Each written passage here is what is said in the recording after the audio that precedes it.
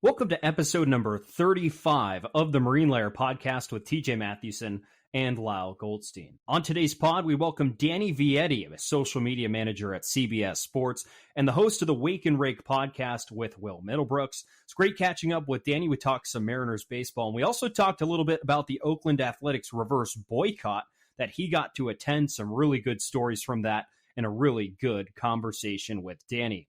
We have our mid-season report cards. We'll go around position by position for the Mariners and give each position a grade. Really interesting exercise that Lyle and I go through with this.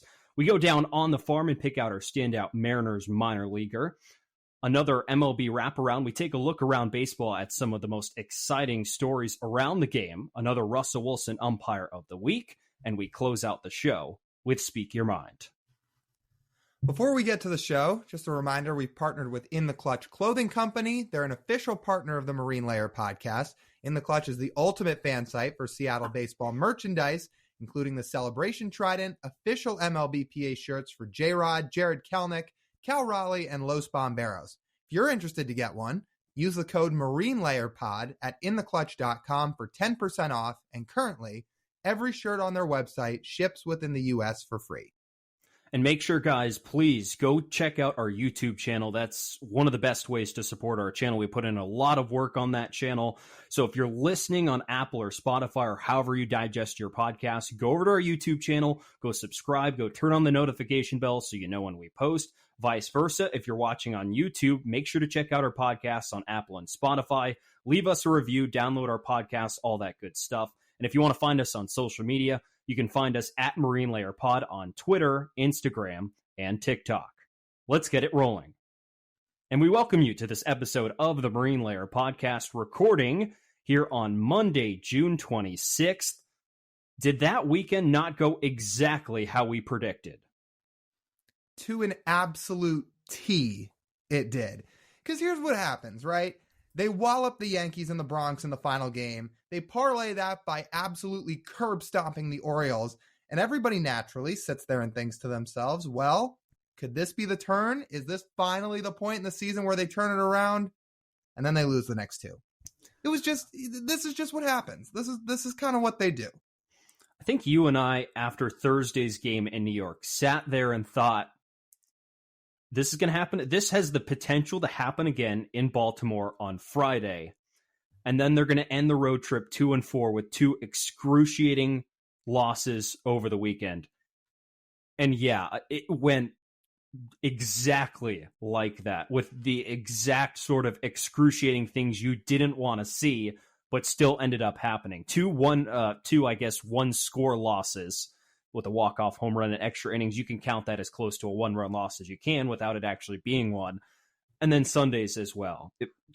Exactly how you thought. Exactly. So the Mariners end up with the road trip with a positive run differential and a 2-4 record. And you wouldn't say, well, that was a good road trip based on run differential. And we're sitting here like, not really. This is the complete opposite of 2021. Because I feel like in 2021, what would happen is the first game, they would be the ones that would get absolutely blown out. And then they'd somehow come back and win the next two games in a series by one run each game. And their run differential would be terrible, but their record would be okay. And now all of a sudden, it's kind of the reverse of that. What's really funny is we recorded last week's episode before the first game of the Yankees series. And one of our great thought-out storylines was, man, is the Mariners' offensive approach really improved? And then you and I are sitting there watching the first two games of the Yankees series like, what a bunch of fucking idiots you two are. Yeah, and then against the Orioles, too, and they go out and they can't score any runs, especially in that Sunday game. I had a good chuckle, though. I thought it was funny. It was on brand, I will say. Give us credit for predicting. We've watched this story too many times now. This is what 500 teams do. They'll tantalize you, and then they'll come back down to earth with the same things that have plagued them throughout the season. Now, we have a pretty big sample throughout the season already, Lyle, that I thought this was appropriate for this week's episode. Instead of storylines this week, we're going to go through the Mariners roster position by position and give out report cards. Will these Will this report card pass the class is the big question. I guess we're going to find out at the end. And for anybody listening too, let us know what your report cards would be. If you're listening and you want to follow along with us and you want to give a letter grade to each position, go right ahead. In our next show, we'll get back to doing normal storylines, but we figured here at the midpoint of the season, this is probably a good time to do some assessments. Let's start with, so let's get into our report cards. First up, let's start at first base. Lyle, what is your report? What is your grade for first base? I gave it a B-. So Ty's picked it up as of late, right? Which is great. His defense has been pretty good. He rarely strikes out, which we know is a piece of his game. But he's right at about the league average for first baseman in WAR. He's bottom third in WRC+. The Mariners just need more from him. And it's good that he's starting to heat up. But if we're looking at first half as a whole, I went about B-. I had the same grade as you did, B-. He's well below his career norms that he's established with the Mariners. We've noted this. He had a 130 WRC plus in 21, 126 last year. Probably should have been higher if he didn't get hurt. He's sitting at 120 this year, and that's with him picking it up over this recent stretch. His defense has been fine. Outside of Ty France, there's been zero production at first base because he started nearly every single game at first base. And he's been good, again, but for a guy who's supposed to be, I would say, a top 3 hitter on this roster, maybe not quite enough for that first base position. So when we're in the B range, that's usually what I thought of for this. That's good, but not exceeding expectations, not wowing anybody. If you're going to take a guess, we don't throw around A grades lightly for this report card, I wouldn't say. So, and that starts out with a bang with one of your better positions, first base, receiving barely above a C grade, but B- is passing, barely. Second base, Lyle, what's your grade? Second base, I went C-, and this is actually being totally held up by Jose Caballero because he's been great, and since he's come up, he's been a really nice shot in the arm for this team, but Colton Wong's disastrous first half, when you're looking at the group as a whole, it's brought it down, and Sam Haggerty's struggles don't help either. So it's great that Caballero's running a WRC plus close to 120. It's nice that he's played good defense and run the bases well. Group as a whole, second base has been an issue for a long time, and they're still trying to work through it right now. The only reason this is not an F is from Jose Caballero. I gave them a D+. I did. My first note was this is an F without Caballero. Defense, speed, great. Getting in the mind of the opponent, great. Outside of him, it stunk. And Dylan Moore, when he's come back, hasn't played all that much. He's been healthy for he's been healthy since June 8th, Dylan Moore has, and he's gotten 18 plate appearances as of recording here on Monday afternoon. That's not the impact you really wanted out of Dylan Moore. I think you and I both want to see more of Dylan Moore, but right now it's been mostly still the mix of Caballero and Colton Wong as well, with Dylan Moore coming off the bench. Not sure why that is, but that's a big reason why this second base earns a D+. And if it's just Colton Wong you're looking at, it's an F, but I don't really think we need to explain that. I wonder if they might have brought Dylan Moore back a little too soon. I'm not a doctor. I don't have the medical reports, but you just look at him. It doesn't look like his timing is quite down yet at the plate. They might have just wanted to get him back with the idea to get him playing some defense, steal some bases, because he can provide some value there, and then over time start to just work his bat into the lineup. If I had to guess, that's what it is, but yeah, the production hasn't been there at the plate yet. I don't really want to say desperation is the reason, but when you're desperate to get some production at second base, sometimes you could be lent to do that. And that very well might have, could have happened with Dylan Moore. We'll see how he adjusts as the season goes along and we get a few more weeks here into the summer and in a better hitting environment as well. Shortstop, what's your grade?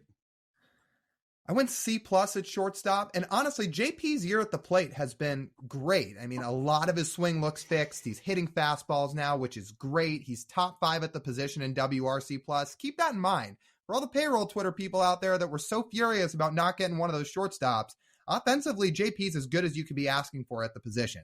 The issue is his defense has kind of dropped down in production again, and I say kind of. He's in the 6th percentile in outs above average, where last year he was in the 2nd percentile. He was off to a great start in April, but it's come down a little bit since. So if he was playing league average defense, his grade would probably be closer to a B or B+. But for me, because of the lack of defense now, I gave it a C+. In a league, if you put his league average defense with that bat, you could argue he's working himself closer to the top 5 of shortstops in terms of production this year, because that mix would have led to the results that way. I'm really a big fan of what JP has done at the plate this year. It's not just the results he's gotten. The expected numbers on his Baseball Savant page are good. He's hitting the ball harder than most shortstops have this year. And for a guy who's never hit the ball hard in his career, it's really nice to see him do that. And he continues to be a valuable part of this lineup, walking 14% of the time as well.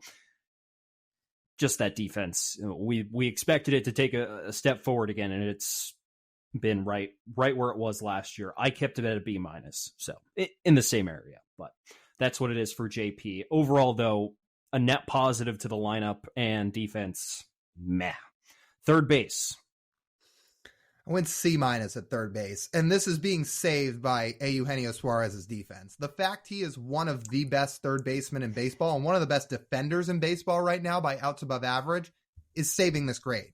And I'm happy to see that some of his peripherals offensively are trending up, but if you're just looking at production so far in the first half, for a guy that you are relying on to be a thumper in the middle of your lineup, the WRC plus around 90 is not cutting it. And we've seen the struggles he's had with the strikeouts, just the lack of hard contact, kind of everything at the plate, lack of power. So yeah, C-.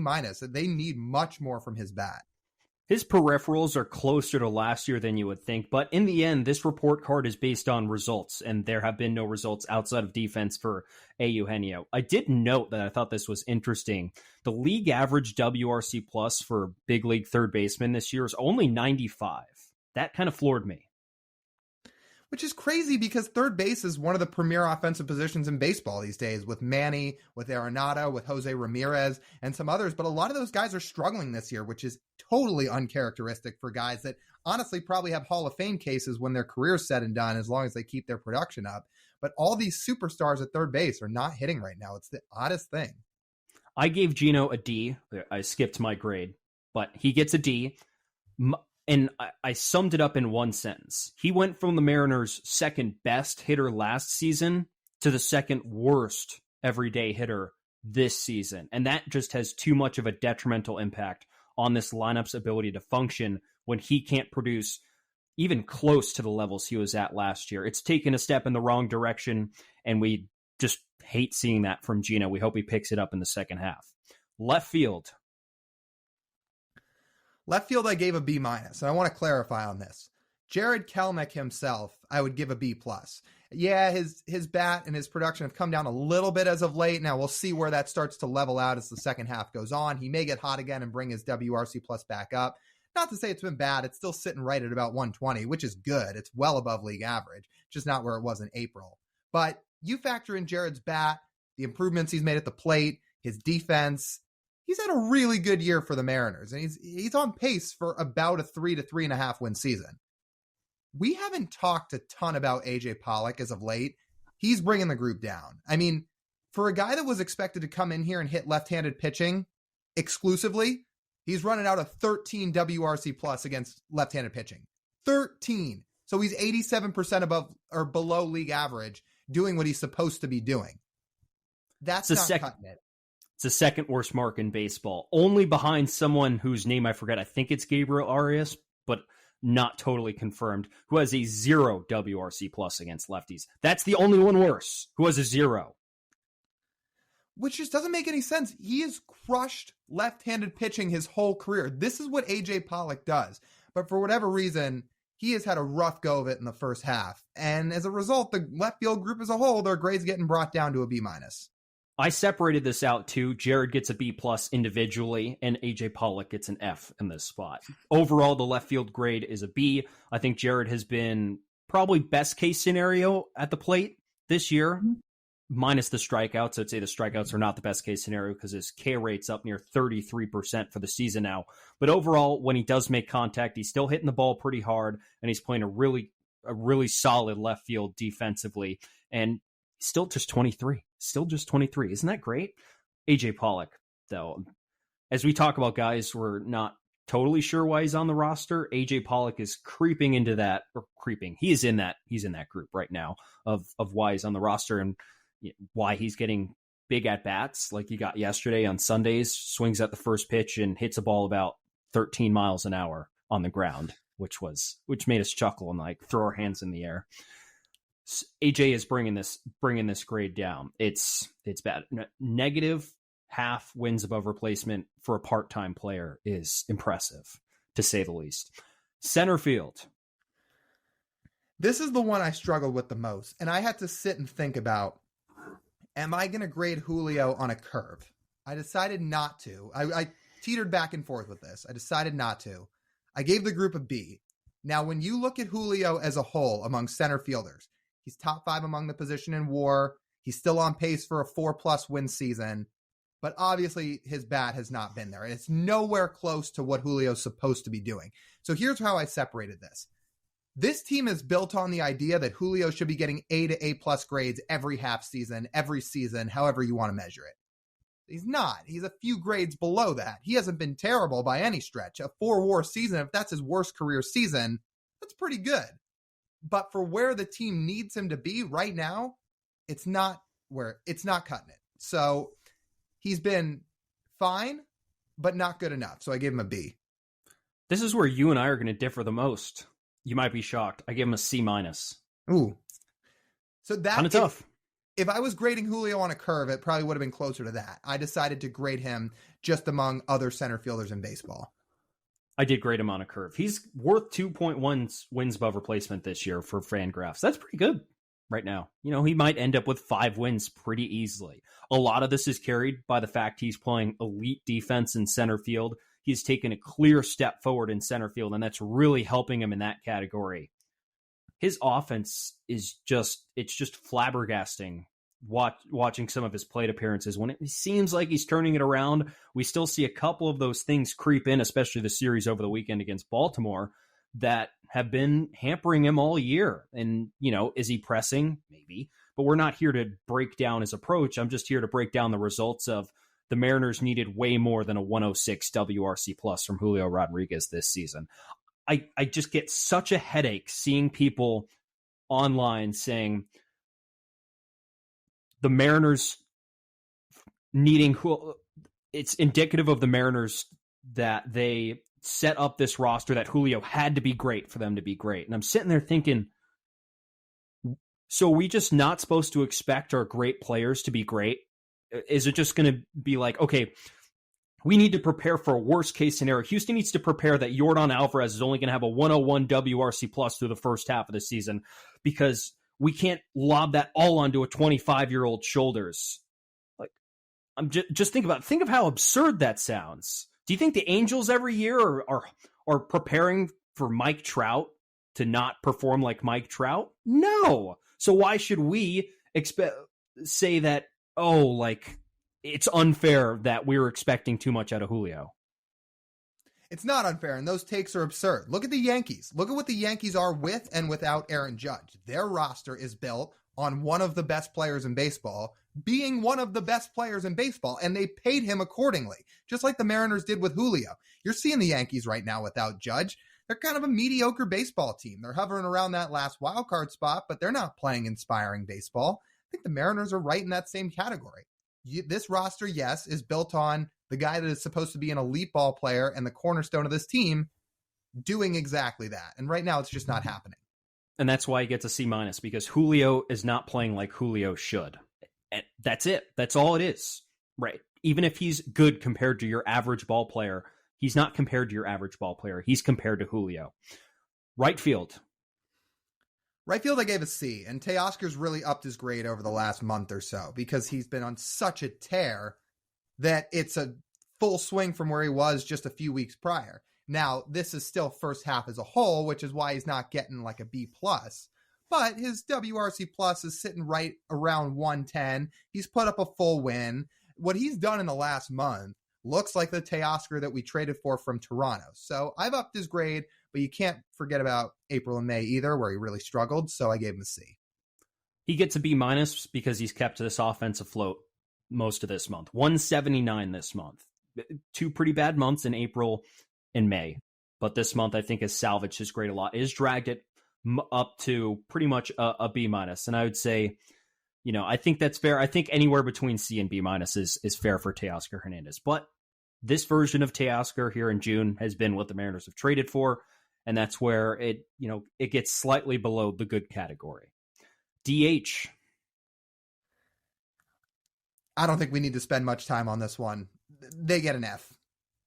Easily. F. Yep. Anything you want to say? The last 10 days for Mike Ford have been fun, but other than that, that has been a gaping black hole. The Jerry DiPoto versatility DH idea did not work. It did not. And that's and the grade reflects that. Unfortunately, I didn't even write anything down. I don't even think this needs any explanation. It's an F. Whoever they put there, it stunk, hasn't worked. And it's been really refreshing to watch Mike Ford take the new King Felix deep, as Baltimore dubbed yesterday. Starters. You're missing one. We're missing one position group here. We didn't do catchers yet. Go ahead. You want to do that? Okay. Yeah, go ahead. I give the catcher group a B+, and the reason I did is because, look, Cal could be doing more with the bat too, but he's top 10 for catchers in WAR. He's tied for 5th in home runs, or he's within the top 5 in home runs. Still needs to hit for a little more power as a whole and go for some more extra base hits. But ultimately, he's been pretty good. And then Tom Murphy's been a league average backup. His WAR is exactly at 0. His WRC plus sits right around 100. That's a backup catcher. So you could have gone anywhere from B- to B+ with this group, but the fact Cal sits top 10 in WAR and top 5 in home runs, I give him a B+. I have it as a B+ too. Tom Murphy, as of late, he had a tough start to the season, but he's actually been playing pretty decent ball over the last handful of weeks, which has been really nice to see. Was expecting a little bit more out of Cal this season, like you said, with the bat. And his defense has also not been, I think it has been great, but catcher's not been really the spot that's been dragging down. Cal's still technically an above average bat by WRC plus, which as a catcher is really all you can ask for. So that earns a B+, and they have been a huge key in making these next two groups very successful. Let's get to starting pitchers. What's your grade? I gave him an A-, and obviously they've had to kind of go through some rough waters at points of the year between losing Robbie Ray, you lose Marco Gonzalez. The two rookies have been awesome, which has totally saved this rotation. But when you sit top 10 in ERA, they're 3rd in WAR, they're 4th in FIP, they're 5th in XFIP. That's a pretty good group of starting pitchers, and they've hovered right around that number 1 spot in WAR for a lot of this season. So I went A-. I actually gave them an A+. I think mostly for the fact of the depth of this rotation earn them that plus. The fact that they can dig in and grab their 9th and 10th starters out of their farm system and not looking at innings restrictions have stepped right in and looked like big leaguers right away, 25 and under. That's incredible. How many other teams in baseball have that kind of depth in the pitching? I don't think any of them do. And I think that especially earns this rotation an A+ for me. Kirby taking a step forward, Castillo being what you paid for, Gilbert taking a noticeable step forward in all of his off-speed stuff, which we really harped on him for doing last season, getting away from the fastball and introducing some more breaking stuff. He's done that, and I think all of them have exceeded expectations and have been the best part of this baseball team.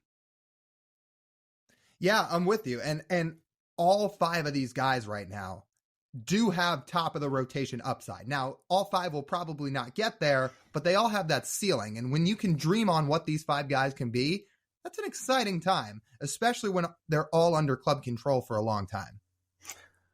How about the bullpen, final group? Bullpen, I gave a flat A. I actually thought they've been a little bit better than the rotation, just when you look at the numbers. I mean, they're 2nd in WAR right now. They're 2nd in FIP. They're 1st in XFIP. This group's been great. To do what the Mariners bullpen has done 3 years in a row, we've talked about it a million times, so I'm just going to say it for the 1,001st time. It's incredible. Bullpens don't do this. Paul Sewald's been great for 3 years in a row. Andres Munoz, now that he's healthy, awesome again. Really, the entire bullpen has just been nails. So how many more good things can you say about him? I gave him an A.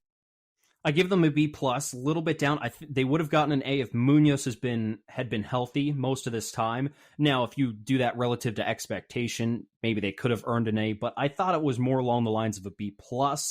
I just don't know if I've felt as comfortable with them sans Munoz as with Munoz. Another reason for bringing that grade down. But it's really been great that the Mariners in their pitching development have managed to find guys like Justin Topa, like Trevor Gott, like Gabe Spire, like Taylor Saucedo, and even seeing Ty Adcock come in here and look good in a couple of outings too. It's really a testament to their scouting and to their development and the pitching staff and all these guys that they just bring up from the minors or scout on other rosters that they can just plug in and their stuff really plays. And I'm hoping that this grade goes to an A+ if we get a full second half of great Andres Munoz, which we've seen here so far. So that's why they earn a B+ for me.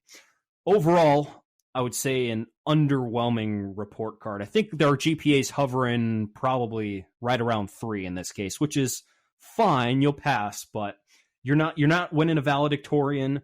You're not finishing top of your class, and you're definitely not getting into Harvard, Yale, etc. You're probably getting into Arizona State. Yeah, that's true. That's true. Yep. Hey, the proud owner of a 3.4 GPA in high school. Oh, did you have a 3.4? Did you get a higher one than me? No, I'm saying, did you have a 3.4? Because I was going to say 3.0. That's like the story of my life, both high school and college. I was right around a 3.0 or 3.1. I don't really remember. I think it was 3.4. Either my ASU GPA or my high school GPA is about 3.4. I think one of them was 3.6. I can't totally remember. I wasn't a terrible student. All right. Well, I performed better than the Mariners. My report cards look better than the Mariners did this year. All right. Well, look, if you're going to look at this Mariners report card, I think it's self-explanatory because you see with the offensive group, there's a lot of C's, a lot of B's. There's no A's. So you wonder, why is the offense struggling? Why is this team sitting around 500? There's not enough good grades in the offensive group. So there is much room for improvement in the second half, and hopefully we see some of it. We're going to have to see. There are some big series coming up here this week. It's going to be an exciting week for you and I. I will be taking the trip home. We'll be at the Tampa Bay series. I'll be there with Lyle on Saturday and Sunday. That's going to be really exciting. I think we'll get to talk about that a little bit more next week. It'll be nice to see them in person. But, these are games that the Mariners are going to have to start looking better in and improve their report card across the way. Pitching has done their job. Offense has not, and that'll be big as we go down the stretch here of this season. While I really enjoyed our conversation with Danny Vietti, I'm going to give credit to you for tracking him down and coming up with the idea to get him on. And it just so happened that he also attended the Oakland Athletics reverse boycott night. Fascinating stories to come out of that. So it's really good to have his insight on that and talk about it with us. I thought it would be good to get some national perspective for where the Mariners are at this point in the year. Danny certainly gave us that. And he's another media guy who has some great perspective. We enjoyed the conversation a bunch. And with the Oakland A's stuff, I thought it was really interesting and relatable, right? For people and fans of a city who lost their basketball team, can relate to the city of Oakland, who's lost multiple sports teams and now are likely going to lose their baseball team. And Danny talked about how a lot of their fans got to express their voices to him because he gave them a mic and a platform to do so. And a lot of it was really, really interesting. So that's more of a national storyline, but I think a really unique one. So be sure to check that out. And it relates to us. Mariners and the A's play each other tens of times throughout the years. It used to be 19. Now it's down to 13 or 14. But regardless, this directly relates to the Mariners. So it's really fascinating. So let's not delay any longer. Let's get to our conversation with Danny Vietti. All right. We welcome on Danny Vietti, social media manager at CBS Sports. And he's also the host of the Wake and Rake Podcast with Will Middlebrooks. Danny, we're excited to have you on. We appreciate the time. How many times on your podcast have you mentioned the obstruction play to Middlebrooks? It's funny you mentioned. So we actually had one episode. It was when times were slow. It was sometime like last summer. And we had an episode that was just his career. And I had to make a thumbnail. It was, best moments and happenings from the career of Will Middlebrooks. And of course, I had to make the thumbnail for YouTube, the obstruction play, because that is the most iconic moment of his career. And it's okay to him. He doesn't mind too much because they ended up winning the World Series. If they lost the World Series and that's how people remembered him the most, I think he might take exception to it. It's kind of like what TJ was talking about just before you hopped on here. It was like, well, Colton Wong, who's a former Mariner now, I mean, he got picked off in that series. It might be a little different for him telling the tales of that series than Middlebrooks, where, like you said, the Red Sox went on to win it. It was a play that wasn't really all his fault, right? He was kind of on the ground and they happened to get tripped up. It was just kind of one of those weird fluky things. Well, his story, too, is Jim Joyce was the umpire. And for people that don't know, Jim Joyce is the same guy that made the out call at first base, Armando Galarraga, the non-perfect perfect game. He's talking with Jim Joyce as it's going on, and he asked Jim Joyce, what am I supposed to do? And umpire Jim Joyce, he said, you're just supposed to disappear. And so Middlebrooks just throws up his hands like, what the fuck does that supposed to mean? What do you mean disappear? This is the World Series. That was the best explanation that Will got from it, from Jim Joyce, was just disappear. That was the quote. Where did your connection with Will start?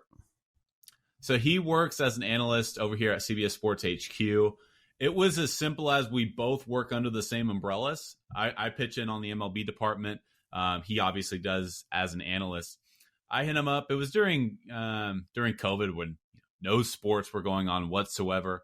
We had followed each other on Twitter for some time, and I sent him a DM and was like, dude, it'd be great is if CBS Sports did a baseball podcast. And he was like, I love the idea. That would be fantastic. And so we started chipping into the Fantasy Baseball Today podcast, part of the CBS Sports Podcast Network. We tried to get our own show through that same network, through CBS Sports, only baseball, non-fantasy related.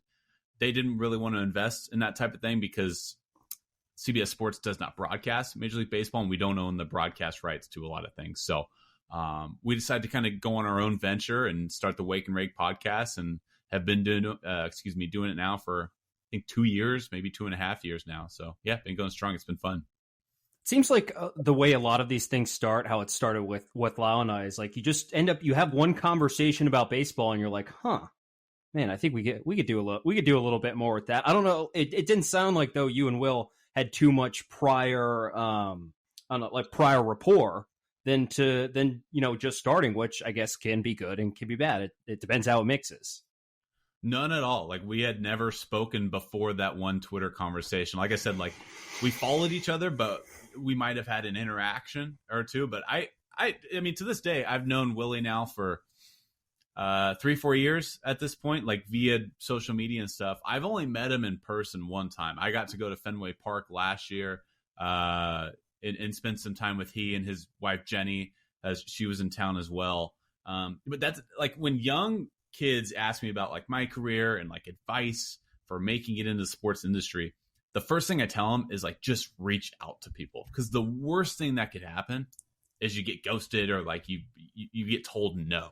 So just like reach out to people, like introduce yourself, like tell them what you're about, tell them what you want to do. Like I got my start at Max Preps, which is owned by CBS Sports. The only reason I got into the editorial department, I was really low on the totem pole as it was like sports data inputter or something. It was terrible. It was a desk job, like terrible. I wanted to be in the editorial and social media department. I walked over to the editorial department, introduced myself to Steve Montoya, who was in charge of everything. I was over on the editorial department within a month. So like, all it takes is just like either shaking a hand, sending a message via Twitter, and like great things can happen. And the worst thing that could happen is nothing at all. So that's some of the advice that I normally tell younger guys trying to get into the business. So how long do you feel like it took you guys to develop your on-air chemistry? Because I guess with TJ and I mean, we've known each other forever now, and we've been friends for so long and know how we are both together and on air. So we had a little bit of experience before, not to say that we didn't need to figure out our own podcast voices with this platform. But for you, with only meeting Will once in person, how long do you feel like it took you guys to really kind of establish the relationship you guys wanted to have on your podcast? It's a great question. I'd say we're still establishing it. You know, we're not 100% sure like what we are, who we are, what we want to be, because I mean, you guys know this. There's thousands of baseball podcasts out there. So like, why would anybody click on the Wake and Rake podcast? Like, what makes us special? What makes us unique? What Jimmy O'Brien and John Boy are doing, like what he started with the breakdowns, the detailed breakdowns, or what Rob Friedman, Pitching Ninja, does with his pitching breakdowns. That makes them unique. We've been trying to find our niche, our one component that makes us different from everybody else. And I think we're still searching, years later. And maybe we never actually reach, that level. I hope we do at some point. But I think what we bring to the table different than others is he brings kind of the player side of things. Obviously, he's a World Series champion. He's got loads of stories, players, coaches, playing stories, minor league baseball, etc. He's got a good Rolodex of contacts too that sometimes we'll have on the pod. What I think I bring to the table is like more statistical base, the nerdy side of baseball, and we kind of combine those things, and I think it makes a good mixture. So I would say it starts with respect. Like, I respect everything that he did with his career, and I respect his baseball knowledge, and most importantly, I respect him just as a guy. Like, I see, we FaceTime pretty regularly, and I get to interact with his family, his wife, his kids, and I get to know him more as a person. It definitely helps to have a foundation like maybe you, Lyle, and TJ have, that you have, it's grown over the years. You have a friendship and a bond. But I think there is something to I'm getting to know Will more and more over time, which kind of makes things new every time we jump on a Zoom and record a podcast or FaceTime or whatever. We get to learn how each other are developing too, because he's trying to make his mark in the media industry too. We both are. So we're kind of on a similar trajectory. He's got a little bit of a head start as he's doing pre and post game with the Red Sox on the broadcast team. But it's fun because we get to see how our careers continue to evolve. How long have you nagged him to get you on there? Oh man. Well, when I went to Fenway last year, I got to meet, he was in the booth with Tim Wakefield, Tom Caron, who does basically all of their hosting for pre and post. I've never once ever asked. It's, that's it. I mean, he's worked his ass off to be where he is. So that's not really my place. If they wanted to ask me on, I would say yes in a heartbeat, and I'd probably, give up my marriage and house to be on there, hypothetically. But no, that hasn't happened yet. I think my age is still kind of fighting against me too, being so young. I think that kind of trips people up a little bit.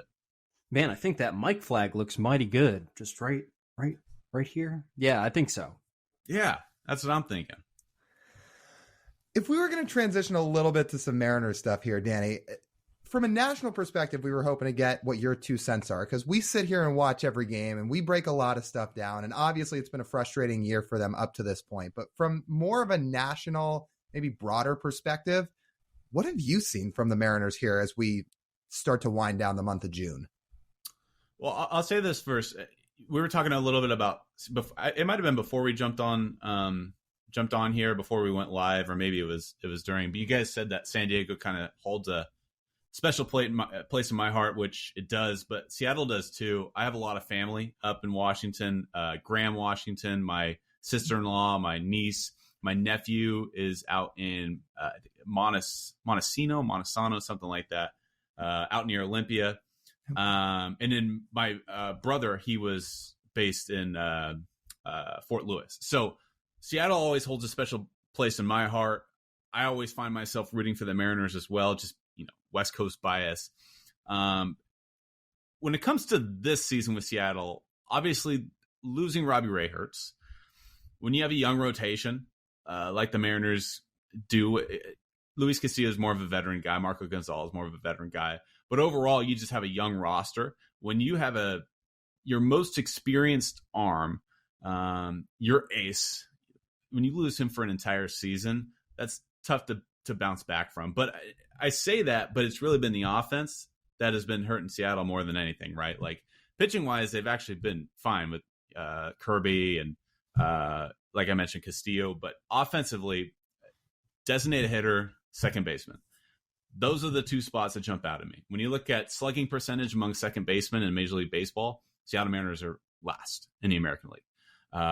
Designated hitter wise, AJ Pollock has not worked out. When you look at the OPS among designated hitters, the designated hitter position in Major League Baseball, yes, Seattle Mariners are last. And the designated hitter position for the Mariners also, they're batting like 165 combined. Those are two massive holes in the lineup. And when you have guys like Julio Rodriguez not quite having the same year as he had a year ago, you need your supporting cast to be there. And so far, just really hasn't been there. Gino Suarez just isn't hitting the ball with as much bop this year as he did last. So overall, 1 through 9, just the lineup's just not producing enough, particularly that second base position and the designated hitter position. A lot of the discourse has been they really just didn't dump enough money into those positions. And we know if there's any team you watch closer than the others, would be the Padres, who did quite the opposite and dumped a ton of money into that. And I think it's very interesting that you could, I don't know, if you could, bring some perspective for watching both of these teams and like, well, maybe that's not, all and I guess saying it that way. Well, it's funny you mentioned money and like, is it resulting into success? So just this morning, I took a look at the top 7 payrolls in Major League Baseball. There's not a team right now of the top 7 biggest payrolls this year. Let me pull it up, actually. There's not a team in baseball right now that is in first place with a top 7 payroll. So number 1, the Mets. They're in 4th place in National League East. They have the highest payroll in baseball. After that, Yankees, they're in 3rd place in the division. Padres have the 3rd highest payroll. They're in 4th place. Phillies, 3rd place. Dodgers, 3rd place. Angels, 3rd place. Blue Jays, 4th place. Now, all those teams, they're either above 500 or flirting with 500, as they should be when you spend that much money. But with that said, you expect teams with high payrolls to be, at least one of them, to be in first place position. Right now, that's not the case. And I get it's only June 22nd, and there's still time to kind of turn things around. But I would say, it's teams like Tampa Bay. It's teams like the Giants, even, that maybe didn't completely fork over the paycheck, but they're doing it analytically and they're finding guys to produce 1 through 9. Like, look what the Giants are doing this year. They lose out on Carlos Correa. They lose out on Aaron Judge. In years prior, they lost out on Bryce Harper, Garrett Cole. They've been in these conversations for these so-called big-time free agents, but they've been the bridesmaid every single time. They have not landed a big-time name, even though they've been in the conversations. Yet they bring in guys like Luis Matos, who's been phenomenal ever since they promoted him. Jock Peterson on another 1-year deal is producing at a high level. Conforto's showing the long ball. Mitch Haniger, before he went back on the injured list. Those are really just underrated signings.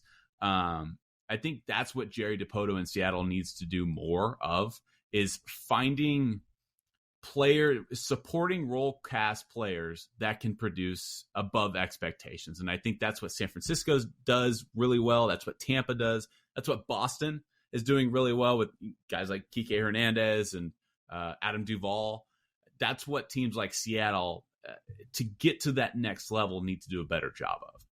And those marginal signings the Mariners have have not just flopped, but flopped in the most spectacular way possible, with Pollock, with Colton Wong, who today, as we're recording here on a Thursday, the 22nd of June, finally hit his first home run of the season today. As a guy who's supposed to be your starting second baseman throughout the season has been relegated to the last guy on the bench. When the guys you do sign to fill those holes don't play, it doesn't really matter how much you're paying them.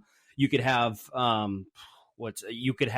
Trey Turner's, I think I saw his number today, 20% below league average shortstop production for $300 million. You could have Colton Wong's paycheck of a little over $10 million this year, while also being a crummy baseball player and well below league average offensively. Regardless, with both those players, it's both costing your team, no matter how much the paycheck is. The second base position has been an issue in Seattle for a long time, though, right? Like even go back to the Robinson Cano contract, which wasn't fantastic for either side. And in the last 3 years, you try to bring on Adam Frazier. That was mostly disappointing. You trade for Abraham Toro at the deadline because you had a void at second base. Mostly disappointing overall. And then now you bring in Colton Wong. So this is going on nearly a decade now where I understand that Robinson Cano was your answer at second base, but again, it just didn't work out perfectly. So you're going on 10 years now where the production at the second base position just hasn't been there, frankly. Yeah, it's funny because, and kind of tying this all in with the mid-level signings that you were mentioning, we've been doing this podcast 6 months, but that's been the talk for much longer than that. Not just the second base spot, but just spending money and finding production, all that stuff. And so many people in Seattle, especially on Twitter, will talk about the whole payroll thing and talk about the money thing. I think you've just got to find production. And when you look at second base, yeah, it just hasn't been there. And like, I don't think the Colton Wong trade was a terrible option. I think at the time it made a lot of sense, but it just hasn't worked out. So to your point, I think more of an argument can kind of stem from the idea that, yeah, they should have been looking at more mid-level guys. I think where you lose people like TJ and I is when people keep harping on the idea of they should have gotten somebody like Trey Turner or Bogarts. They were never really in those sweepstakes. But the mid-level guys, I think that's the difference maker. I just think that's what puts people over the top, because somebody's going to go down. Somebody's going to get injured. That's just how baseball and sports work. You got to have, like, look what I know this is an extreme case because they have a high payroll too, but the Dodgers, like, their entire starting rotation is on the shelf. Buehler's gone. Kershaw's healthy now, but Dustin May gone. Julio Urias was on the injured list for a month, I think. Like, nearly their entire rotation injured. Oh, bring up Bobby Miller. Oh, we're gonna completely rebolster our bullpen after losing Kimbrel and Trinan's been injured. Like, that's what scouting does. And that's what the Houston Astros do. Like, Justin Verlander, see ya. That's okay. We still got, we're going to bring in a new Cy Young candidate in Framber. Like, it's just like a factory. And I think that's what's so important and is often overlooked in Major League Baseball is international scouting in the draft, because not as much value goes into the MLB draft because there's so many rounds and it's long. It's so hit and miss, but that's where it starts. Really. And so I understand the MLB draft as a whole is mostly boring to an ordinary fan, but from an organizational standpoint, it's one of the most, it's funny we're talking about this because the draft, I think, is in either a week, 2 weeks, 3 weeks, something like that. It's one of the most important days for a Major League Baseball team to kind of set the tone and set the standard for the years, coming up.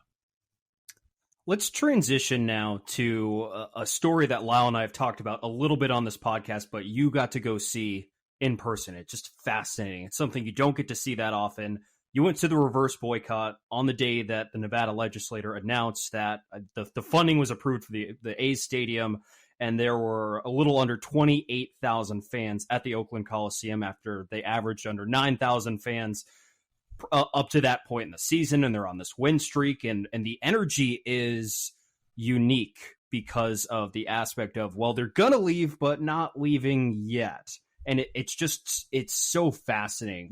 So let's just start off. What was your biggest takeaway when you arrived there at the ballpark and you see what's going on? Like, what are you taking away from this? It was really disappointing that the news came out 5 hours before first pitch that the approval for the new ballpark, because this was all put on by the fans. 7,000 plus shirts were handed out, completely funded, set up, planned, everything just by Oakland fans. And this has been planned for weeks too. And so have the conversations with the legislature and the funding. And it just so happened that 5 hours before first pitch, the news came out that they're getting approved for a ballpark. That was pretty distasteful for me. It just seemed way too coincidental for it not to be intentional. It took the wind out of the sails of the fans too, because the writing's been on the wall for a while. A's fans know that their team's likely going to move on, but there's still like a sliver of hope that they can still prove to people that they're still here. They're still going to make noise, and it's not the fans' fault. It's the owner's fault. And when that news dropped, like being there, being with the fans, it was like the mood completely changed. Like snap of the fingers, flip of the switch. It went from sliver of hope of support for the team and support for the city of Oakland to, oh, we're pissed. Oh, we're angry. Like that's not cool what just happened. We don't like that the news dropped on the day of our reverse boycott. You could have waited 24 hours to do this. You chose to do it on this Tuesday afternoon. The mood changed from supportive to anger and just flat disappointment. So it was an experience to be with the fans, because you got to kind of see what it was like from their perspective, and you got to kind of witness what they're truly fighting for, which is, in my opinion, it's not to keep the team.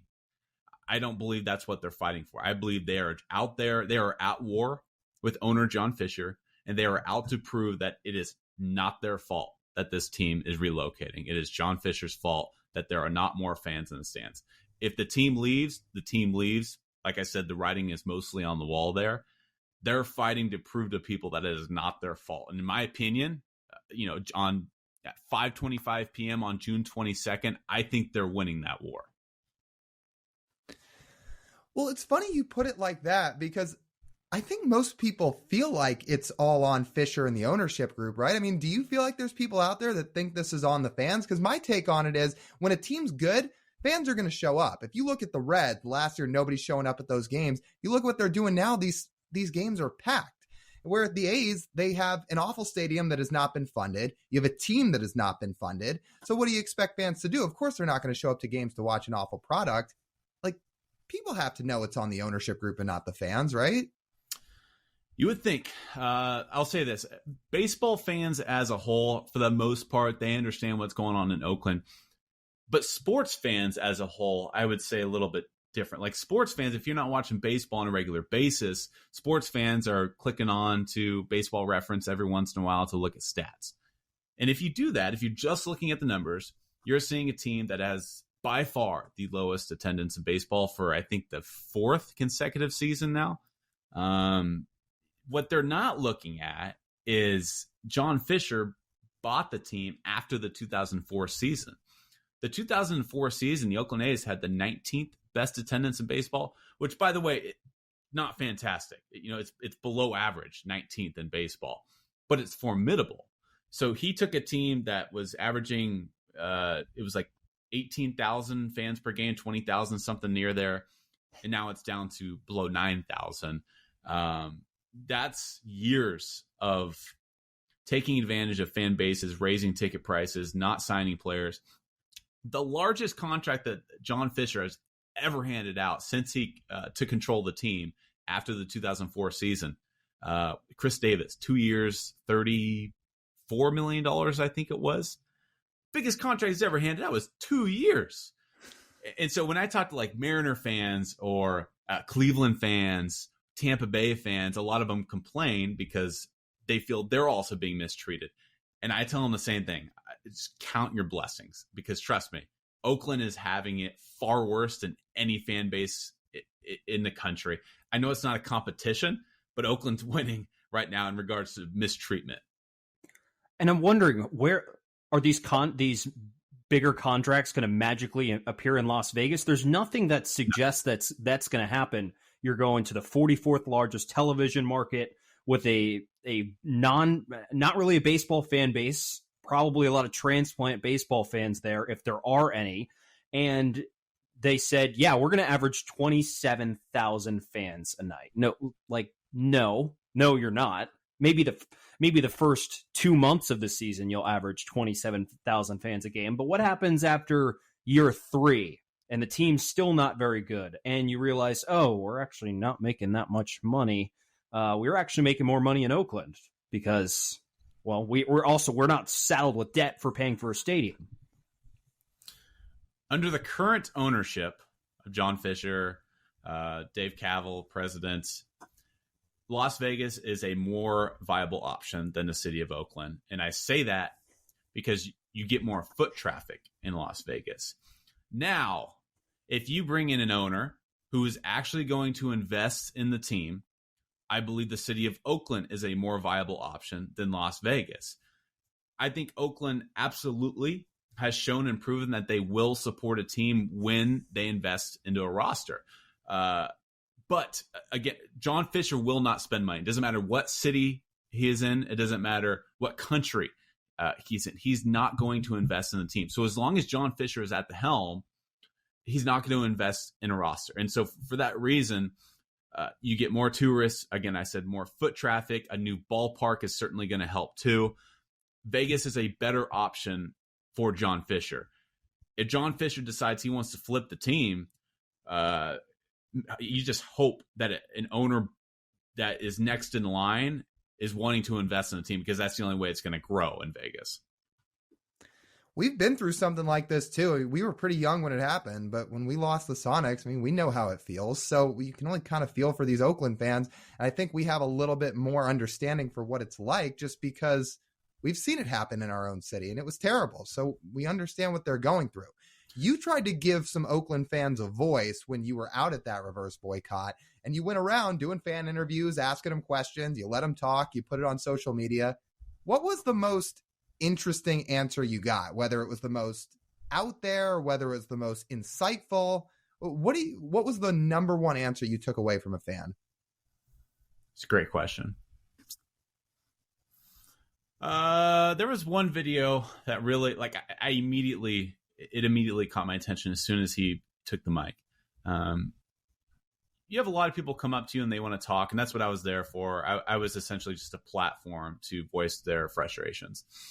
I had one fan, I want to say his Twitter handle is like sheep hat or something like he's been wearing, his son put a sheep hat on him at some Oakland A's game at some point, and they went on a 7-run rally, and he's been wearing it ever since. Anyways, point being is that he was telling me that his dad was a every other weekend dad. So divorced mom and dad, and his dad didn't really know what to do with him when he was a kid. Just didn't know what to do with a child yet. Maybe he wasn't ready. I don't know. So what his dad does every weekend or every other weekend that he had him, he would take him to an A's game. And that became what brought them together and what they bonded over. Similarly, he and his brother, he and his future son, he didn't know what to do with him either. So he brought him to Oakland A's games. And so he was explaining to me, like, this is generational. Like, this is what has brought families together. It's something that they can bond over. It's nostalgic for a lot of these fans. That's what it comes down to. They want something to take their kids to because they have great memories of going to that same ballpark. When you walk into Oakland Coliseum, as smelly as it is, as dirty as it is, as sewer filled as it is, it takes you back to previous times. You know, it's like walking into your elementary school. So it's nostalgic for these fans. And so when you take that away, all of a sudden the reality of not being able to take your own kids to the same places that you went to when you were a kid starts to settle in. And so I think that's really hard for people to swallow. And so again, I forget his name. I want to say it's Sheep Hat or something, but he really brought to light the fact that fandom is generational and it has brought families together, and it's so much bigger than just the game. I saw you tweet this, and I have to ask, did you see any tourists who looked ultra confused at what was going on? That was my first question too. I didn't see any. There was one person who responded to me on Twitter, and they did say it was their first baseball game ever. But they weren't like a foreign tour. I was more so looking for like foreign tourists visiting the Bay Area. Never been to, don't even really know what baseball is all about. And I did see it somewhere else on Twitter. There were, I want to say it was either a family or a couple descending from either Japan or somewhere in Asia. And sure enough, it was their first game ever. But the coolest thing about it was they were actually out in the parking lot at the tailgate during the rally, and they were getting into it with the fans. They had no idea what it was all about. They had no context. They had no idea what they were even rooting for. But there's literally a photo of them in the tailgate, like arms up, saying "sell the team." They were just enjoying themselves, but it was a pretty cool image. You could probably not go to another baseball game again and realize, well, that's probably as fun as it's going to be at a baseball game, unless it's a playoff game. Yeah, set the standard way too high. Like the next baseball game that they go to, if they go to another one, like it's going to be so disappointing that there's not protests and people yelling at the owner and saying F John Fisher. The last question I have on this before we move on here is, wasn't it kind of crazy that the broadcast wasn't allowed to talk about what was going on? And I understand why, right? I mean, team owns the broadcast rights. There's certain things you can and can't say. But it just so happened that on a random Tuesday night, you've got your biggest attendance of the year.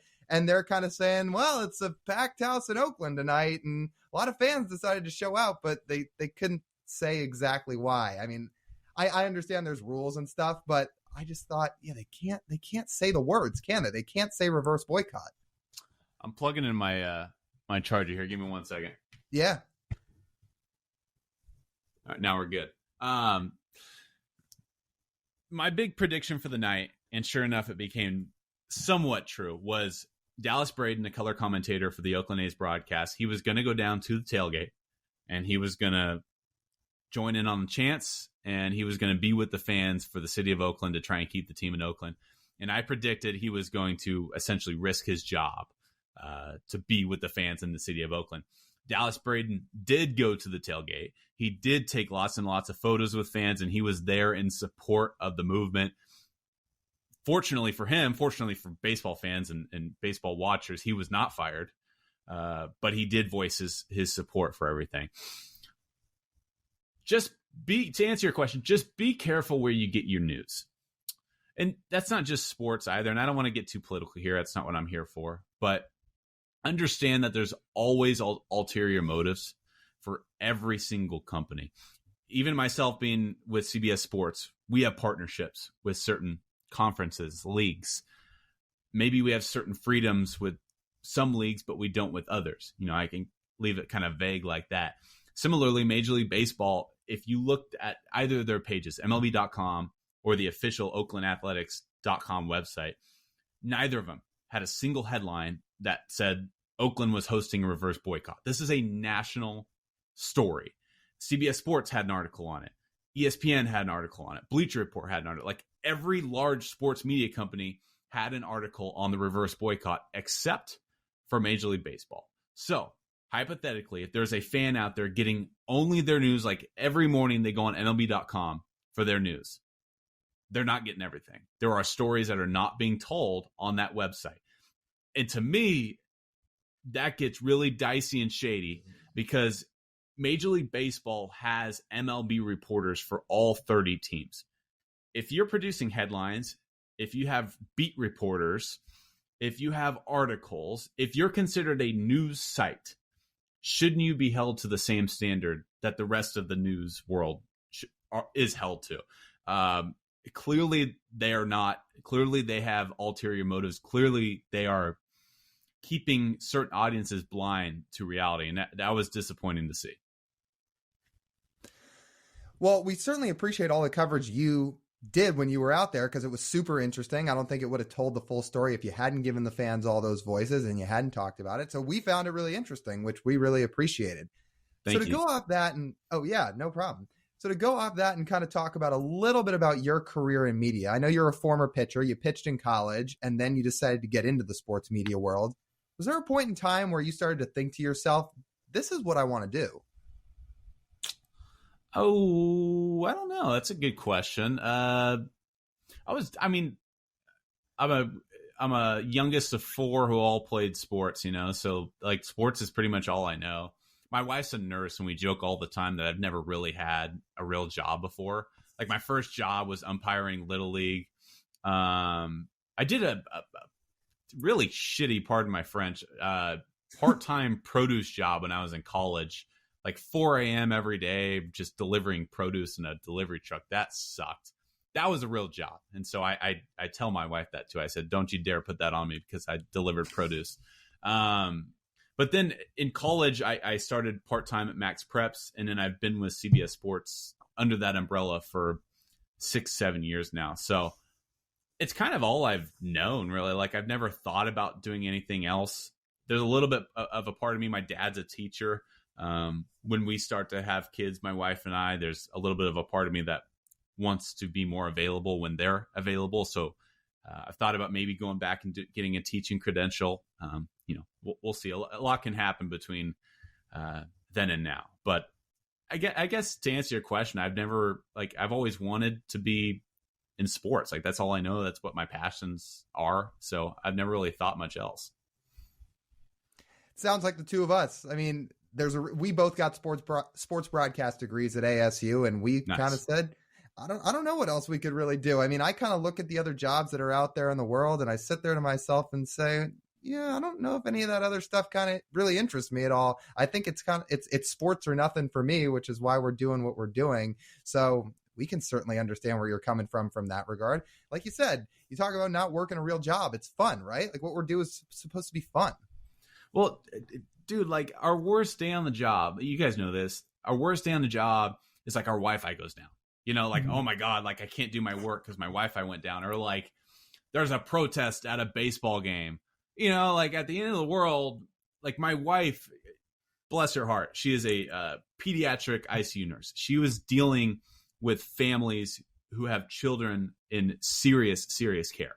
Her worst day on the job, trust me, is a million times worse than my worst day on the job, or our worst day on the job. So yeah, it puts things into perspective. And I have people that ask me, should I go into the sports industry or should I go into the news industry? Just know, if you go into the news industry, you're going to be dealing with some really serious stuff. And by the way, you're probably going to get paid similarly, depending on where you go. I always say about news, the way I thought about it, it's like, well, news is usually the bad things that happen, which is why people are like, okay, that's when I'm going to flip on Sports Center, and boom, that's how we cheer ourselves up. So why don't we just be on the cheery side for once? Yeah, just ignorance is bliss, man. Just stay away from reality, and everything's good. If we had one final question for you, Danny, as we start to wrap this up, is there one thing on your bucket list that you hope to do in sports media before your career wraps up? Long down the road? Ooh, that's a good one, Lyle. Man, it used to be like interview certain players, but I've gotten the opportunity to do that with a lot of really cool guys recently, which is awesome. So I kind of got to cross that off. Nothing specifically, to be honest. I know that's kind of a boring, bland answer, but I used to want to do broadcasting. Then I realized how slim pickings that industry can be. That would be great. If somebody asked me, okay, I'll answer your question like this. If somebody asked me to do color analysts or color analyzing for an MLB broadcast, that would probably be the dream. That would be great. Hey, maybe you can have a 3-man booth with Middlebrooks and somebody else at some point. You just got to find a play-by-play person. They don't listen to me, man. I've been trying, been vouching. They don't listen to me. No, I keep my mouth shut. That's really cool. And you know what? You preach it long enough and you never know what can happen. That's what we try to tell ourselves too. Hey, by the way, you guys need a basketball team up there. I've been preaching that for years. Get a team back to Seattle, because I'm a Sacramento Kings fan too. And so I did not want my squad to leave. So I feel for you guys that your team left. And talks got close too about 10 years ago with the Kings, didn't it? It sure did. And Seattle was not. Seattle was on our shit list there for a while. But we're in good graces now. Don't worry. We're good. We're rooting for you guys. Well, and you guys just broke a drought just like we did last year. The Kings just broke their playoff drought. So there we go. Who's got the longest drought in sports now? Is it the Angels? Major League Baseball, it's the Tigers and Angels, 2013 or 14, one of the two. Don't forget the Jets. Let's not forget the Jets. Oh, there you go. You know what I saw the other day, which completely floored me, is the Jets in their entire history. Like, that's a pretty long, that's a franchise with a pretty long history. They have 2 division titles ever in in the Super Bowl era. They have won 2 division titles, the New York Jets have. That floored me. I'm like, that's bad. That's really bad. It's what Broadway Joe would be proud of. Nice. And if you talk to their fans, you'd think they're the Patriots. Danny, this has been awesome. We appreciate all the time you've given us. We enjoyed talking to you a bunch, and we certainly hope to do it again soon. I enjoyed it, guys. You guys are doing it, so just keep it going, man. I appreciate you having me on. Awesome conversation with Danny Vietti. We certainly hope you guys enjoyed the conversation, because we can sit here and tell you that we certainly did. In the meantime, TJ, let's go on the farm here. Anybody you're looking at as among the group of minor leaguers over the last week? I had to do a double take of this name. He does share a name with a famous for some calls he has made and not made in his career. Umpire at the major league level, I believe retired now. But Jimmy Joyce, former 19th round pick out of Hofstra in 2021, has gotten off to a really good start in Everett this season. He was on the injured list for much of April and May. But in 5 games, he started all 5, 17 and a third innings, been really eased back in, but he's got a 104 ERA and 20 strikeouts across 3 walks. A guy who struggled in Everett last season, a 5.75 ERA in about 112 innings in Everett last season. Again, just not very many innings so far this year, but the run prevention has been significantly better, and he strikes a lot of guys out. He struck a lot of guys out last year in Everett as well. So he's got the stuff coming out of Hofstra. It didn't even start until really his final season at Hofstra, but the Mariners saw that and have pushed him into the rotation. Every game he's pitched in, he started at the professional level, and he's seeing some of the best success he's had in his professional career this year in Everett. I wonder if they'll start to move him quickly or not, just because he's a little bit on the older side. He's off to a good start. We've seen some arms graduate from AA. Maybe they'll find a spot for Joyce here in the near future. He's a little, he again still is working back a little bit. So I would say maybe they're going to stretch him out a little bit before they think about that. Well, I guess we'll see where he's at by the end of the year. That'll be a good assessment. Speaking of AA, I'm looking at a guy that kind of flies under the radar too, but you stare at his numbers and it's impossible not to recognize him. So Isaiah Gilliam, who's new to the system this year, by the way, he's quietly had an awesome year in Arkansas. So he's been with the Yankees organization during his career. He's been with the Reds organization during his career. He actually had a solid year last year in the Reds organization. But the Mariners signed him in late March. They put him in AA. And, he's just sitting here toward the end of June with a 149 WRC plus in one of the hardest parks in the minor leagues to hit at, along with a 960 OPS and 13 bombs. He's been awesome. Now, he's a little on the older side. He's 26 years old. But he's not that old. You know, the average age for a call-up in the major leagues is right around 26 years old. So I'm not saying he's going to get called up or anything like that, but hypothetically, if he ever were, and it was around 27 to 28 years old, he's not that far behind. And I just can't help but notice the year he's having down there.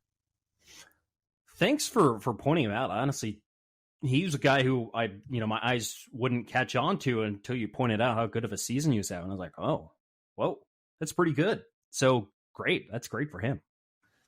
Yeah, it's kind of like what Gary Hill said, right? When we were talking about Mike Ford, is he said, you just never know when a guy might figure it out or somebody who pops out of nowhere. I'm going to keep my eyes on Gilliam because, like I said, it's just impossible not to at this point after highlighting him. I think we got to give an honorable mention, shout out to Jonathan Clase, who, as of, I believe, today, it was announced that he's going to be participating in the MLB Futures game on Saturday. Saturday's a Futures game, and we'll be there to see him. Yeah, that totally threw us off. We thought the Futures game was on Sunday, and then we looked. It's Saturday. That and the celebrity softball game is Saturday. Then the draft is Sunday, right? And then the Home Run Derby Monday, All-Star Game Tuesday, if I have that right. Yes. Yeah. So we will be there to see Jonathan Clase. We would assume we will be there to see Harry Ford as well. I'd have to imagine he's going to get an invite. So hopefully there's a couple Mariners in there that we'll get to watch right there in person. And Clase, we've talked about him a bunch. Dude has been unbelievable, and I can't wait to see him in person. We'll get a speed assessment live from Lyle, as he says. There's a good chance he'll be on the roster late in the season. So we're gonna get to see Lyle give us a self-assessment on that when he sees Clase in person.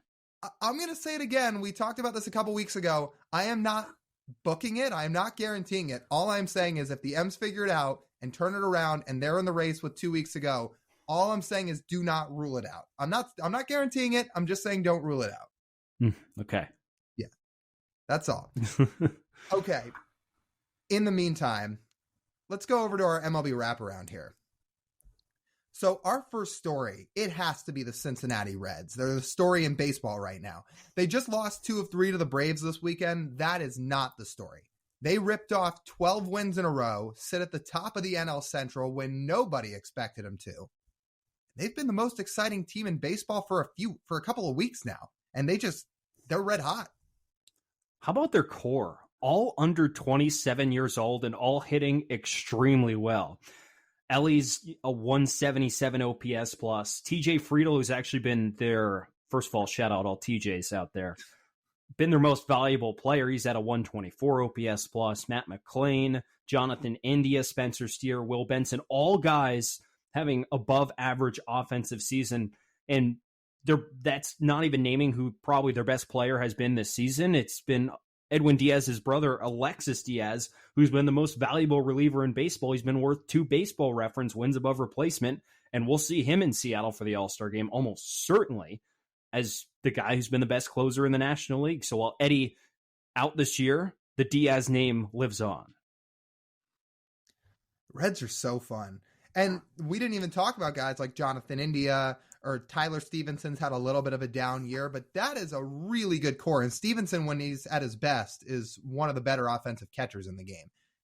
That core is for real. They're young. They're under team control. They're not going anywhere. Their pitching still has some work to do, but with the emergence of Hunter Green, despite right now being injured, and Nick Lodolo taking some steps too, that is a team with some real excitement and some real pieces. I think I'm going to come out on this pod and say this is no shocker to anybody, and I know I spent a season in the organization last year. I think the Reds are my second favorite team in baseball. How about Jake Fraley? So that's part of the reason, right? Not only did I spend a year in the organization and get to know some of the guys, obviously, like I said, I got to talk to and get to know Ellie a little bit last year in Dayton, but this team is essentially another version of the Mariners because it's a bunch of former Mariners. Jake Fraley's on the team.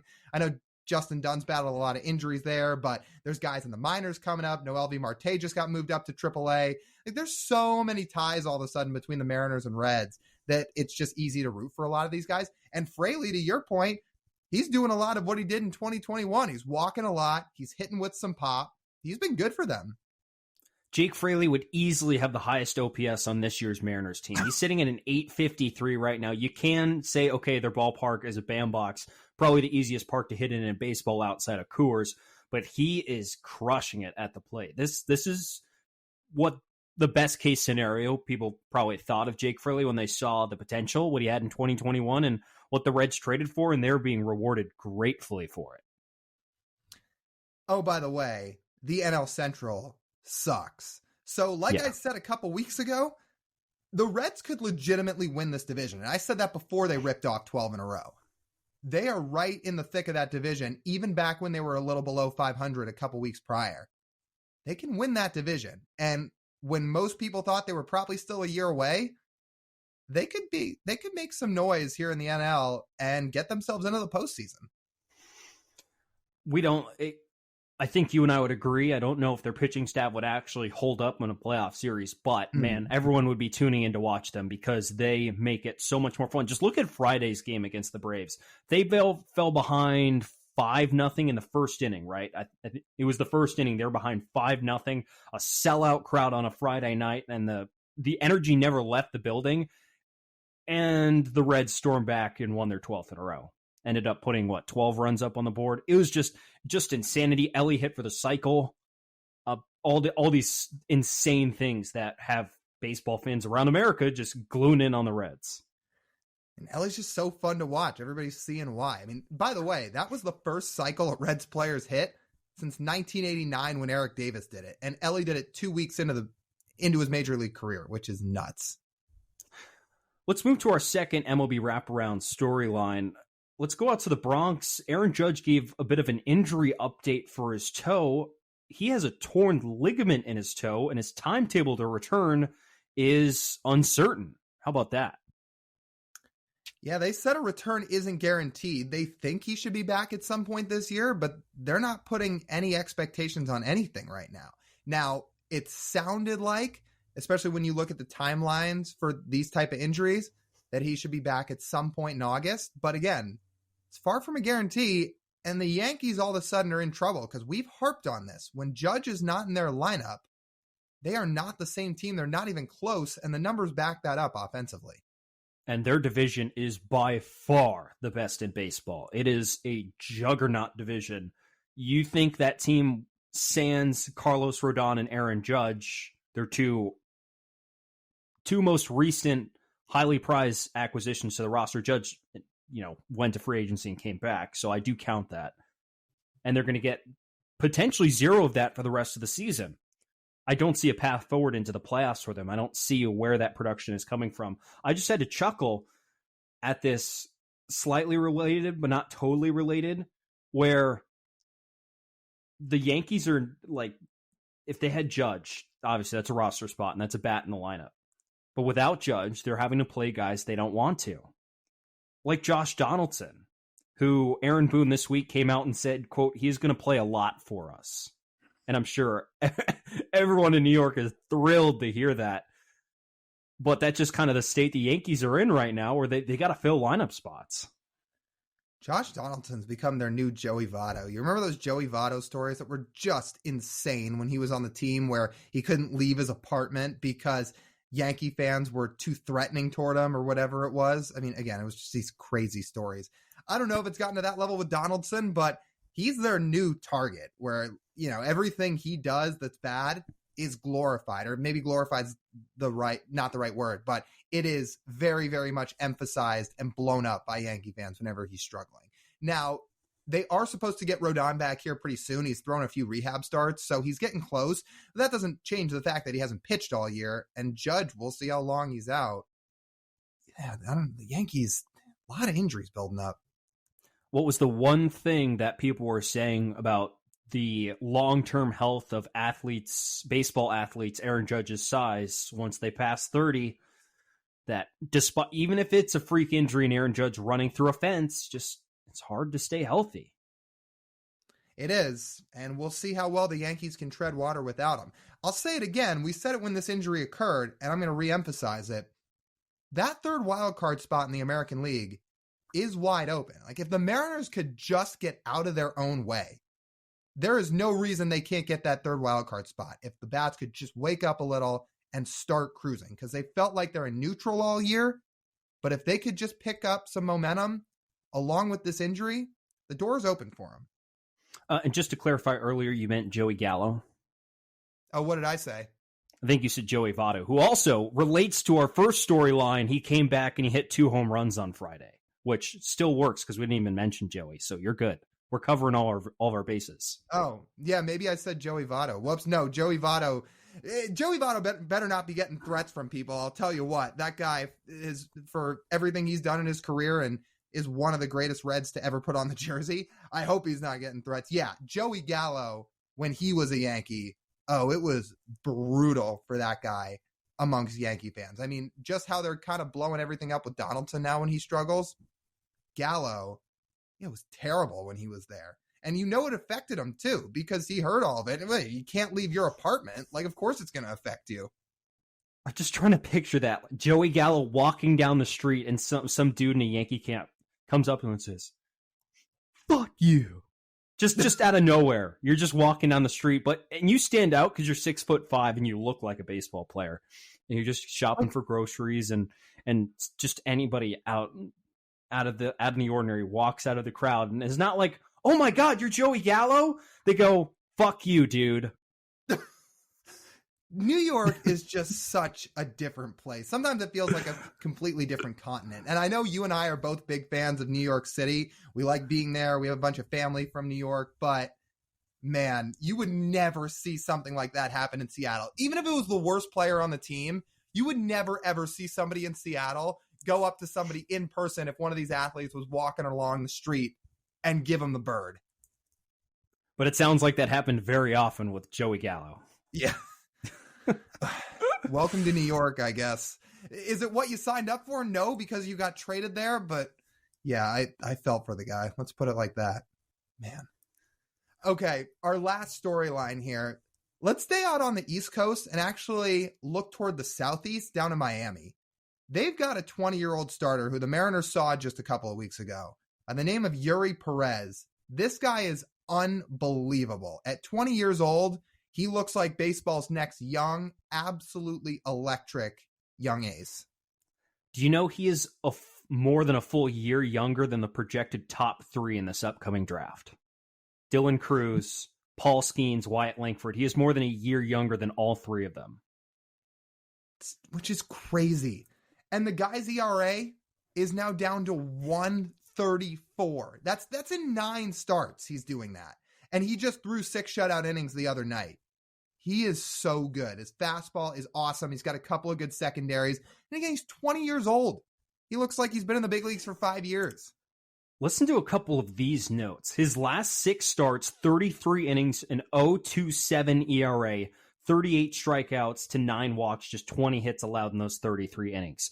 He is the youngest pitcher since at least 1901 to record 3 consecutive outings of 6 innings and 0 runs. He has allowed the fewest runs of any pitcher since 1901 in his first 9 career starts. He's so good. That Marlins rotation, sky's the limit for him. I mean, if Sandy Alcantara could ever just figure it out here, or if he just figures it out next year and gets back to his all-star level, if not Cy Young level form, that Marlins rotation is so good between Sandy, between Yuri Perez, between Edward Cabrera, between Rogers, between Max Meyer is supposed to come back next year. Braxton Garrett has been pitching really well. There's so many. They're kind of like the Mariners in that way, right? Where they're so good at developing arms and they just struggle to develop bats. The Marlins pitching is ridiculous. And Yuri Perez, I mean, I think he's going to be one of the best pitchers in baseball going forward for a long time. Yeah, he's got all the tools. It's just so impressive to watch it. And he did it against the Mariners too. So if you watch that game, you know how good he is. I was going to say, we'd read a ton about Yuri Perez coming up because he was such a highly regarded prospect. And obviously we'd seen some highlights of him on Twitter and we'd read about him. I hadn't gotten to sit down and watch a full game or start of Yuri Perez until he faced the Mariners. And I was like, oh, yeah, I get it. I get it. Because he made the Mariners look ridiculous. And at 20 years old, he was just overpowering them.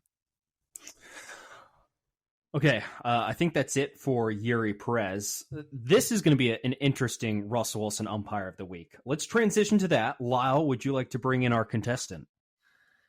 Ties into the Mariners this week. So congratulations to Jacob Metz. He is our winner for the week. He was behind the plate on Saturday during the Mariners-Orioles game. Eugenio Suarez, I think people know where I'm going with this, is at the plate, 3-2 count, 6th inning. There's people on base, so there's a chance to really add on in this inning when the game's still tight. 3-2 pitch had to be multiple inches off the plate. Gino obviously watches it go by. Nope. Strike 3, ring him up. Gino sits down. Pitch was not even close. And oh, you guessed it. The Mariners did not score that inning. They didn't score further, I should say. And not only that, not only was the pitch, I think it was about 6 inches outside. The pitch, was Bradish on the mound? Who was on the mound? No, Bradish was Sunday. What was it? Dean Kramer, I think?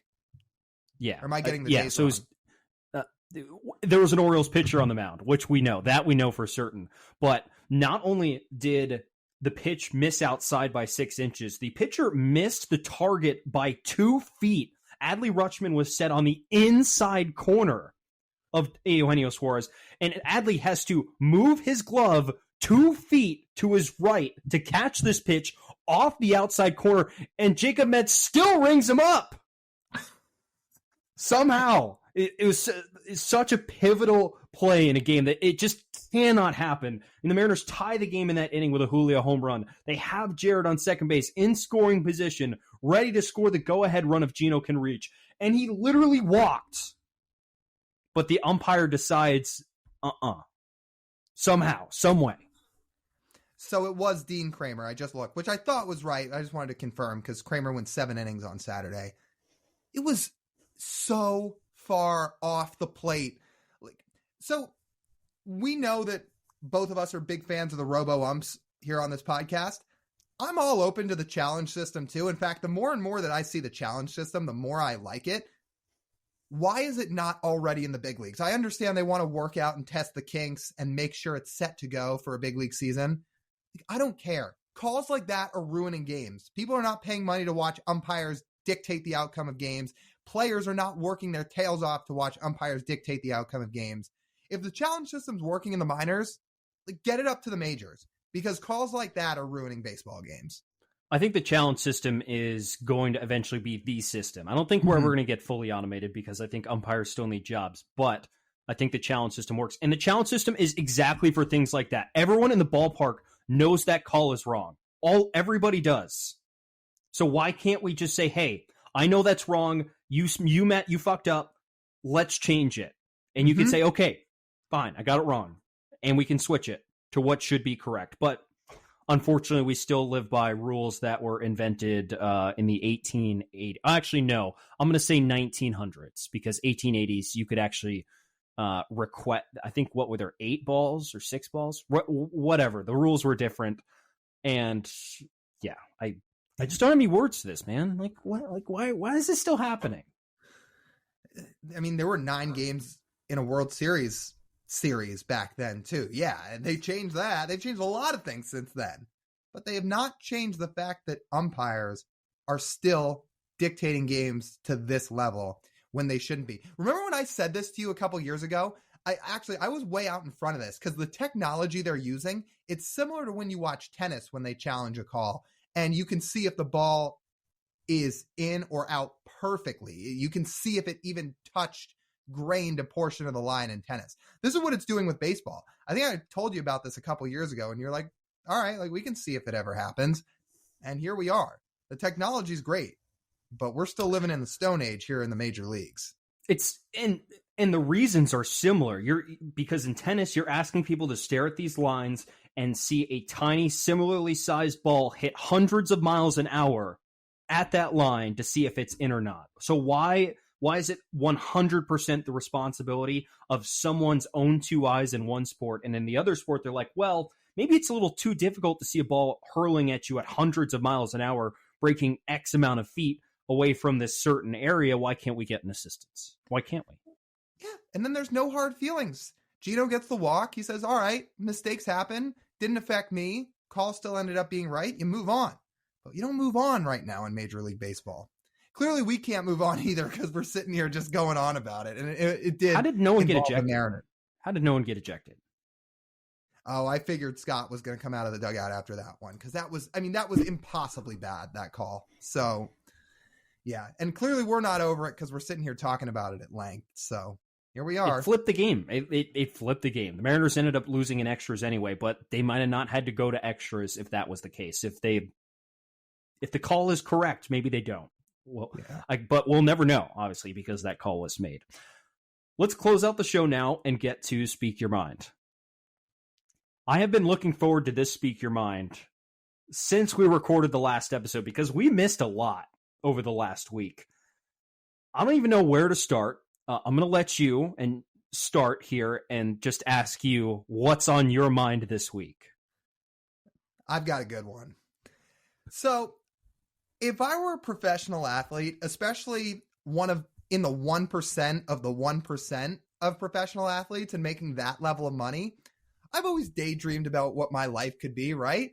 Making millions and millions and millions of dollars, having more money than you know what to do with. You could be having dinners on yachts every night. And you figure, when you look at some of these guys in their off seasons, like, for example, in the NBA, that's probably what they're doing, right? They're enjoying their summer, dinners on yachts, living their dream life.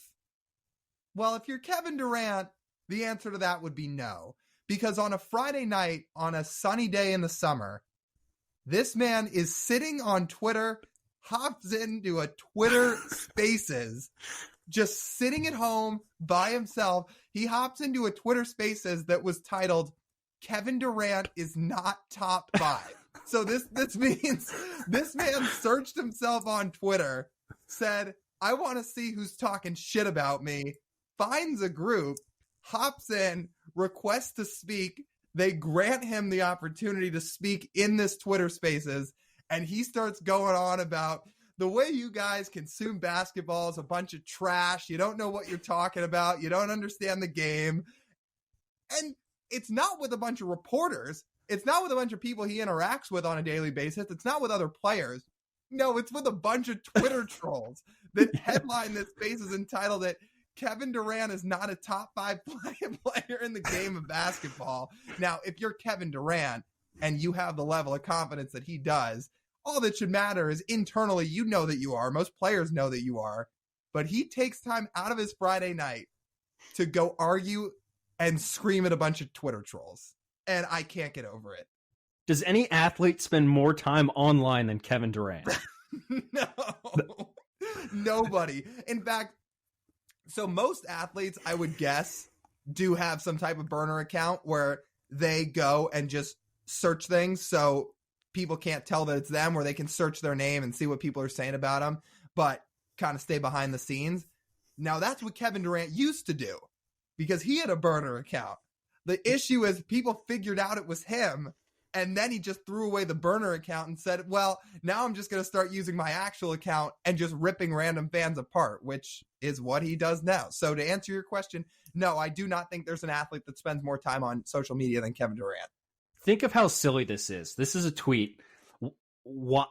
Just to put this in perspective, why is Kevin Durant arguing with legend of winning and Swipe-A-Cam right now, dog? Not why is Kevin Durant arguing with Skip Bayless? No, why is Kevin Durant arguing with Stephen A. Smith? No. Why is Kevin Durant arguing with Swipe-A-Cam? I sent this in our group chat amongst some of our friends, and I said my exact words were, what on earth is this dude doing? Seeing that it's some Friday night in the middle of the summer and he's busy, not hanging out with his friends, not living his lavish life. No, he's arguing with Twitter trolls in a Twitter Spaces of all places. It wasn't like he sent some reply and got back to his night. No, he actually sat in that group and spoke and trashed on all those fans with his own voice. It is the WWE on hardwood. The night after the NBA draft, where all the focus is on all these great new players coming into the NBA and the future stars and Victor Wembanyama and San Antonio. And nope. Kevin Durant's like, I'm making headlines tonight. Oh, I love watching Kevin Durant just spend all this time on social media because he always gives people so much content to crave. It's insane. Here's another fascinating story from this week that I didn't realize you had no idea about. Did you know that Elon Musk and Mark Zuckerberg reportedly agreed to fight in a cage match? We're off the rails with these stories this week. There have been some ridiculous storylines this week. No, I did not realize this was a thing until you told me. I don't know why Elon would agree to this. I know his ego is astronomically high, as high as SpaceX rockets go when they don't explode, which is how this feud started in the first place, where Elon's rocket exploded and blew up a Facebook satellite. Just billionaire problems, you know. But Elon agreeing to fight in a cage match with Mark Zuckerberg while Zuckerberg won some medals in a jiu-jitsu tournament earlier this year, which I think is fascinating. I hope Zuckerberg kicks his ass. Zuckerberg's also, a slime bag, but I think Elon needs a bit of a reality check in terms of maybe a foot to the jaw or something. Yeah, I mean, hey, I'll root for Zuckerberg just because I'm tired of Twitter being ruined. I know Zuckerberg winning isn't going to change anything about Twitter, but that doesn't change the fact that I hate the new versions of Twitter that he's created. So, yeah. How many views do you think I think Dana White came on and said the UFC would put on this event. How many pay-per-views do you think they could sell at this? This would do more than any Mayweather fight, Conor McGregor fight. I'm struggling to put a number on this. Yeah, because you're now not just appealing to sports fans. There are going to be general just people out there that, because these guys are so famous, not just in the sports world, but in the world in general, that you are going to just pique people's interests enough that they are actually going to tune into this fight. There's going to be normal people that aren't sports fans, that just kind of live their everyday lives, that wouldn't usually watch something like this, that may actually pay the money to tune in to watch Mark Zuckerberg and Elon Musk fight. I know I would. This is going to be fascinating. Yeah, same. I mean, appointment viewing. I don't know how Elon Musk fights though. You've seen that photo of him on the boat without a shirt on. I just don't see how that fights anybody. I mean, he's probably not going to win, especially if Mark Zuckerberg's done jiu-jitsu. No, he's not. I think sports books have Mark Zuckerberg at about an 83% to win that one. That sounds about right. Oh, man. I wanted to talk about this one briefly last week, but we didn't get to because I don't think the story had concluded. How about this submarine story? Yeah. Just it just kind of like you see some of these things and some of these quotes coming out. It's like, how would anyone ever agree to get on that submarine, the Titan, that went down to go view the Titanic, and it imploded on its way down, and now it lays at the bottom of the ocean right next to the Titanic, ironically. But just a crazy story. Yeah, you feel awful for the people that were in that submarine, but I don't know. I'll tell you what, as somebody who doesn't even like to go in the ocean, I'm not getting in a submarine to go below the water for 2 miles. Yeah, I'm not getting in that either. I wouldn't get on a military submarine either. Even those are fitted to withstand whatever pressures they're going to. It was really kind of interesting, I would say, to learn a little bit more about deep sea diving for all of this and submersibles and stuff, that there's a reason they don't have 5-person trips down to the Titanic usually, because crafting one of those things in something in that shape with the metals they usually use to build those deep sea divers doesn't work as well, I guess, because they built this completely differently. I don't know if I should feel bad for these people or not that they were on that. Like, it sucks that people do lose their life, to be honest. I don't know if this is a hot take or not, but they had to, did you see they had to sign a waiver before they got on, right? Noting specifically that this submarine has not passed any sort of non-ocean gate safety checks. None at all. And that they had to sign that, saying, I acknowledge that this vessel is purely experimental and has not passed any of these checks. In which I would say, man, $250,000 to go down that deep on a vessel that is not ruled safe by any board, and a company that faced lawsuits over safety concerns for getting on that vessel. I think it's just a fascinating scenario of some people feel like they're invincible, to be honest. Yeah. In that case, that's what I feel like, right? Mm-hmm. You don't think anything wrong is going to happen to you on a experimental vehicle until it does. That is interesting. If I didn't understand, I didn't realize the part that they signed. I guess I didn't read that far into the story, that I didn't realize they signed a waiver saying that basically the submarine was not safe and very much go at your own risk. Obviously, I still just feel for them that they lost their lives, but yeah, like, that's kind of an irresponsible decision, and kind of is probably putting it lightly. That is a very irresponsible decision.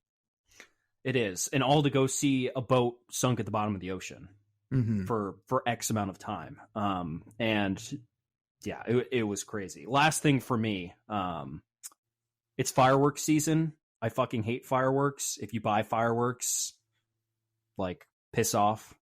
Yeah, like, I don't know what there is to enjoy about them. They're loud. They disturb everything. They catch things on fire. People, hurt themselves with fireworks. And yeah, probably one of the stupidest things about America's birthday is that everyone and their mother feel like they needs to buy fireworks. So for people like me who despise fireworks in every sense of the way, yeah, well, I hope you have fun, but no, it sucks. I forgot you don't like fireworks. I didn't realize that you didn't like fireworks until about 2 years ago. We went to a Rainiers game, and we went up because it was the game Jared Kelenic was playing in before he got called up for the first time to the big leagues. Logan Gilbert was starting, and Mackenzie Gore was starting for El Paso on the other side, back when Mackenzie Gore was a top 10 prospect. So it was a good game to go to. We went, and then we didn't leave early enough to the point where we could just get in the car and go back before fireworks started, because it was a fireworks night at the ballpark that night. So we had to stand there and wait for the fireworks to end. And I remember looking over at you, and you got both hands over your ears nearly the entire show. And I'm like, oh, you must really hate fireworks. Like, I'm not saying they're not loud. I'm indifferent about them. But yeah, you're not a fan, are you? No. I don't see the benefit to society. I don't. They're just loud. That's it. Yeah. Well, that is one way to look at it. Well, I guess people like them because of the scenery, I guess. Great scenery. You can go to an art gallery and see scenery too. It's quiet. That's true. Well, TJ will not be lighting off fireworks on the 4th of July. Breaking news here on the pod. Nope. Yeah. All right. I think that just about wraps up this edition of the Marine Layer Podcast. You guys know the drill. If you want to listen to the full podcast, you can do so on Apple, Spotify, Google, and Amazon. full video forms on YouTube. Please go check us out on YouTube. Hit subscribe. You'll get notifications when we put out a show. Help us beat the algorithm there. And then if you want to follow us on social media, you can do so on Instagram, Twitter, TikTok, and YouTube Shorts. Our ats for those are all at Marine Layer Pod. For TJ Mathewson, this is Lyle Goldstein. As always, we thank you guys for tuning in. We'll talk to you next week.